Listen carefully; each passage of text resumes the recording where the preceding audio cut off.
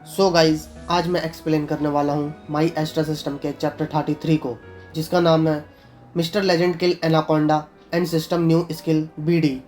सूर्य प्रताप ने अपने शक्ति अस्त्र से एक विशाल एनाकोंडा का निर्माण किया, जिसने सबसे पहले उसके बर्फ से जमे हुए सैनिकों को ही कांच की तरह तोड़ दिया और फिर मुंह खोलकर वो एम की तरफ बढ़ा और उसे निगल लिया।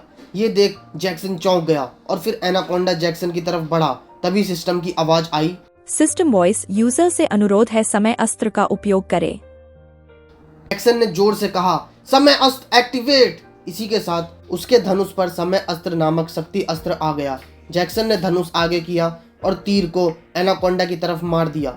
जैसे ही तीर एनाकोंडा से टकराया, उसकी गति बहुत अधिक धीमी हो गई। ये देख सब चौंक गए और तभी एनाकोंडा के नीचे की खाल से एक चमकीली तलवार बाहर आई, जो मिस्टर लेजेंड की थी। मिस्टर लेजेंड एनाकोंडा की चमड़ी को चीरते हुए बाहर आया।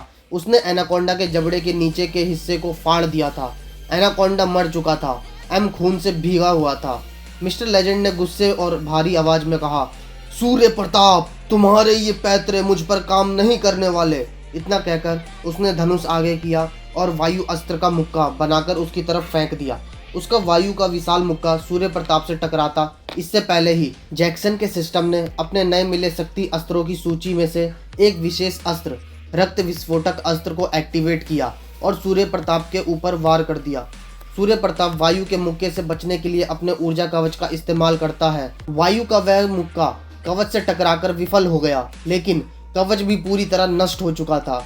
और तभी अचानक एक बिजली के समान दिखने वाला लाल तीर उसकी छाती से टकराया और उसके छाती के ऊपर का पूरा हिस्सा धमाके के कारण फट गया। उसके शरीर के ऊपर वाले हिस्से के चीथड़े चीथड़े हो चुके थे और अब बस उसके कमर के नीचे के हिस्से को ही देखा जा सकता था। तभी सिस्टम की आवाज आती है, सिस्टम वॉइस, बधाई हो, चुनौती पूरी हुई। पावर स्टार रैंक 10 के यूजर को हरा दिया गया है।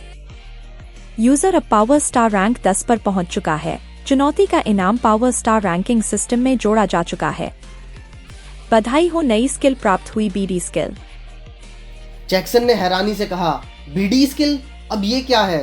सूर्य प्रताप के मारे जाने के बाद सेनापति रियान सिंह ने भारी आवाज में कहा, राजकुमारी नीना, राजकुमार माइकल और तुम दोनों हमारे साथ चलो। अभी ऐसे बहुत से सवाल हैं जिनका जवाब जानना जरूरी है। 5 साम्राज्य के बीच होने वाली जंग सिर पर है। हमें जल्द से जल्द जरूरी फैसले लेने की जरूरत है। साथ ही नए शासक को चुनने का भी वक्त आ गया है।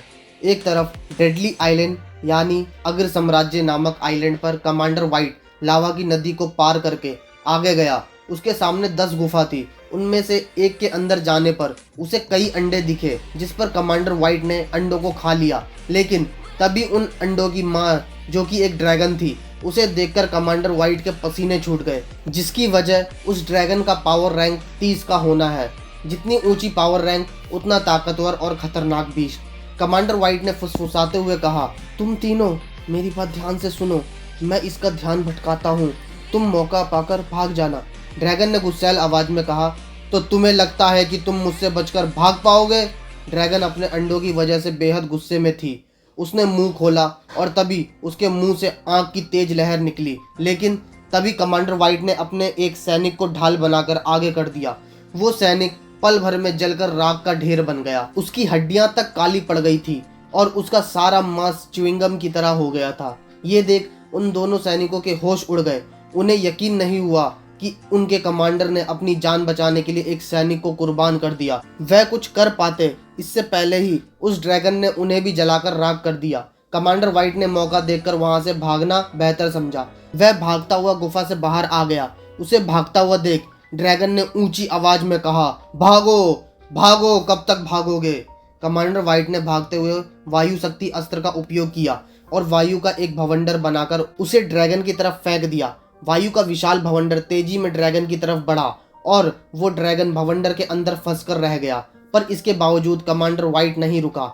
उसने शक्ति अस्त्र का इस्तेमाल किया और अपने पैरों के नीचे वायु को केंद्रित किया और फिर वह उस लावा की नदी के ऊपर से दौड़ता हुआ दूसरी तरफ चला गया। लेकिन तभी उसने अपने सामने जो देखा, उसे देखकर उसके होश उड़ गए। वाइट के सामने वही गुस्सैल ड्रैगन खड़ी थी। ड्रैगन पहले वायु के भवंडर में फंसी हुई थी, लेकिन तभी उसने एक गहरी सांस ली और इस भवंडर को अपने भीतर समा लिया। उसके बाद उसने गुफा से बाहर आकर एक ऊंची छलांग मारी और अपने पंख को फड़फड़ाया और अगले ही पल कमांडर व्हाइट के सामने पहुंच गई।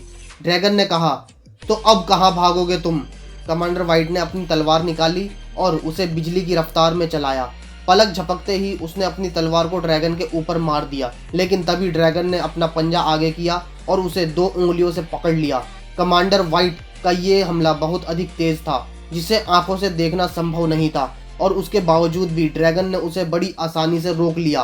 कमांडर व्हाइट के हाथ में एक सफेद अंगूठी थी, जो वास्तव में उसका पावर वेपन था, जिसकी मदद से वह वायु को नियंत्रित कर सकता है। वास्तव में यही उसका ऊर्जा स्रोत है। पावर वेपन अधिकतर योद्धा के पास नहीं होता, ये बस कुछ खास और ऊंचे पद पर मौजूद हाई रैंक वाले यूजर को ही दिए जाते हैं। पावर वेपन भी 12 मास्टर्स यूजर की शक्ति के अनुसार ही देते हैं। वास्तव में पावर वेपन सिर्फ एक वस्तु नहीं होती, वह एक तरह का ऊर्जा स्रोत होता है जो हर यूजर को खुद ही नियंत्रित करना होता है। 12 मास्टर्स सिर्फ उसे करने की विधि बताते हैं, जो आसान नहीं होती।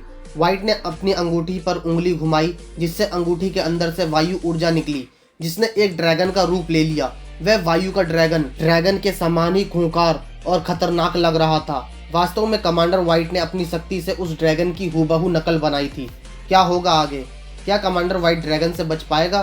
क्या है जादुई रक्त तलवार का रहस्य? कौन होगा उत्तर साम्राज्य का नया राजा? क्या रेड और बबलू अभी भी जीवित हैं?